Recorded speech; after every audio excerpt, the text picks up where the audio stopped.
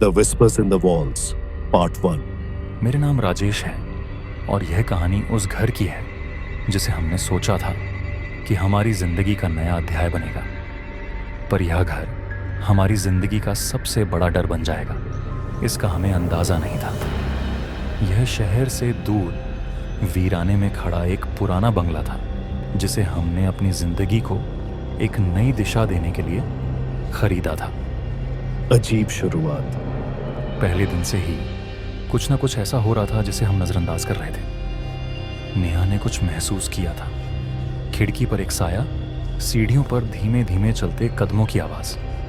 पर मैं इसे हमेशा हवा का झोंका या हमारे दिमाग का भ्रम मानकर टाल देता, लेकिन जब आरव और रिया ने भी कुछ अजीब महसूस किया तो मेरे अंदर बेचैनी बढ़ने लगी। आरव ने मुझसे एक दिन डरते हुए कहा, पापा, रात में मेरे कमरे में कोई आ रहा था, मैंने परछाई देखी थी। क्या? मैंने तुरंत पूछा।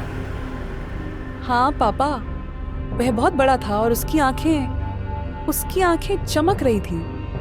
उसकी बात सुनकर मेरी रीढ़ में ठंड सी दौड़ गई। रात का डर।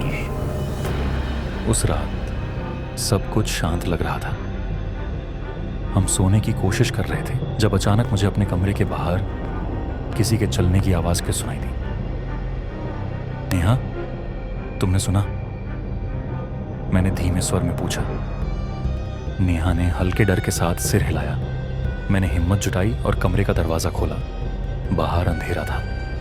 मैंने टॉर्च जलाकर देखा, पर वहां कोई नहीं था। जैसे ही मैंने पीछे मुड़कर कमरे में कदम रखा, एक ठंडी हवा का झोंका मेरी गर्दन से गुजरा। ये सब क्या हो रहा है? नेहा ने घबराई आवाज में पूछा। बच्चों का डर बढ़ता है। अगले दिन रिया ने नेहा को बताया। मम्मी, कल रात मेरे बिस्तर के पास कोई बैठा हुआ था। वह अजीब तरह से सांस ले रहा था। नेहा ने पूछा। तुमने उसका चेहरा देखा? रिया ने कहा। नहीं, पर उसकी उंगलियां वे बहुत लंबी थी और ठंडी थी। उसने मेरे बाल छुए। अब नेहा के लिए यह बात नजरअंदाज करना मुश्किल था। उसने मुझसे कहा कि घर में कुछ गलत हो रहा है। मैंने भी मान लिया कि यह सब सामान्य नहीं था। नेहा का सपना। उस रात नेहा ने मुझे अचानक जगा दिया। वह पसीने से तर थी और उसकी सांसें तेज चल रही। राजेश, मैंने एक डरावना सपना देखा। मैंने देखा कि घर की दीवारों से खून बह रहा था और एक औरत सफेद साड़ी में वह बार बार मेरे नाम पुकार रही थी। नेहा की बातों ने मुझे अंदर तक हिला दिया। मैं समझ नहीं पा रहा था कि यह सब सच में हो रहा है या केवल हमारे दिमाग का खेल है। पुराने दरवाजे का रहस्य। अगले दिन जब मैं घर के पिछले हिस्से की सफाई कर रहा था तो मेरी नजर एक पुराने दरवाजे पर पड़ी। यह दरवाजा दीवार के साथ छिपा हुआ था और उस पर जाले चढ़े हुए थे। मैंने उसे खोलने की कोशिश की, पर वह जंग लगा हुआ था। नेहा, यहां एक और दरवाजा है। मैंने उसे आवाज देकर बुलाया। नेहा आई और बोली, ये दरवाजा पहले तो नहीं दिखा था। दरवाजा खोलने के लिए मैंने एक बड़ा हथौड़ा लिया। जब दरवाजा खुला तो एक भयानक दुर्गंध ने हमें घेर लिया। अंदर एक छोटा कमरा था जिसमें अजीब चित्र बने हुए थे। दीवारों पर लाल रंग के हाथों के निशान थे। कमरे के बीचों बीच एक पुरानी लकड़ी की कुर्सी थी और उसके नीचे एक काला कपड़ा बंधा हुआ था। कपड़े को खोलने पर हमें कुछ कागज और एक पुरानी घड़ी मिली। अजीब घड़ी। वह घड़ी काफी अजीब थी। उसकी सुइयां उल्टी दिशा में चल रही थी और जब भी हम उसे देखते हमें लगता जैसे कोई हमें घूर रहा हो। नेहा ने डरते हुए कहा, ये घड़ी कोई आम चीज नहीं है। हमें इसे यहाँ से हटाना चाहिए।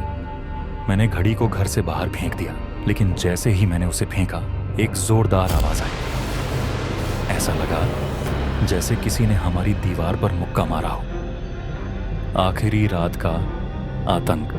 अगली रात जैसे ही हम सोने की तैयारी कर रहे थे, बच्चों ने चीखते हुए हमारे कमरे में भाग कर आ गए।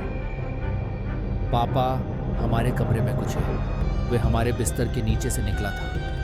आरव चीख रहा था। मैं तुरंत बच्चों के कमरे में गया, लेकिन वहां कुछ भी नहीं था। तभी अचानक लाइट बंद हो गई और पूरा घर अंधेरे में डूब गया। नेहा, बच्चों को पकड़ो, मैंने चिल्लाया। हम सब एक जगह इकट्ठा हो गए। तभी एक धीमी गहरी आवाज दीवारों से गूंजने लगी। तुमने मेरा सामान क्यों छुआ?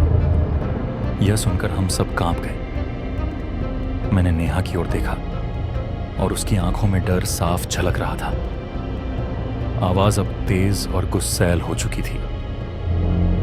तुमने दरवाजा क्यों खोला? अचानक दरवाजा अपने आप खुल गया और एक काली परछाई हमारे सामने खड़ी हो गई। उसकी आंखें जलते अंगारों की तरह चमक रही थीं। उसने धीरे धीरे हमारे पास आना शुरू किया। तुम्हारा समय खत्म हो चुका है। और इसी के साथ भाग 1 खत्म होता है। आगे क्या होगा जानने के लिए सुनिए भाग 2, जहां सच्चाई के पर्दे उठेंगे। क्या राजेश और उसका परिवार इस रहस्य से बच पाएंगे या फिर यह घर उन्हें निगल जाएगा? भाग 2 के लिए जुड़े रहिए।